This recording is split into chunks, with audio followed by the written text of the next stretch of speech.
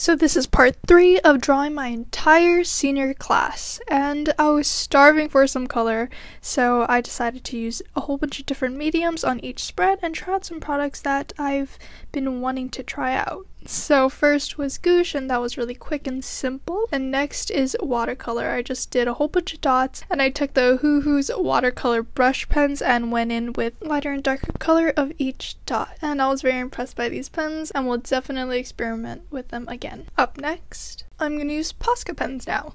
And I know there are some fine tip Posca pens out there, but I haven't got around to getting them. So we'll just have to work with these. So I wanted to have some fun, and of course I chose a rainbow color scheme, and I just drew a whole bunch of blobs all over the page, and then I went in with the darker color or a lighter color and just did a really rough sketch of the portrait, and it really was just the shades and lights, or the darks and lights, and that is it. And next is the Artesia brush pens, and I didn't film a lot of it, so moving on to the next one.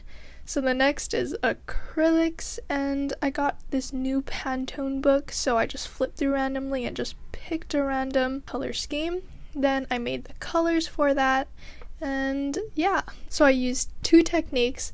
First, I started off with the lightest tone and built up the shades, and the other technique I used, or method I used, was starting with the mid-tone and then adding in the lights and darks. So up next is color pencils, and I hold color pencils near and dear to my heart because this is the first medium that I used. I was very comfortable working with these color pencils, so this page was pretty simple to complete and just straightforward for me. When working with color pencils, I like to start with the lighter colors, but since it's a monochromatic scheme, or one color, I started with a very light outline of the whole shape and then colored in the dark shadows. And I thought this page turned out really nice, and that is it for part 3.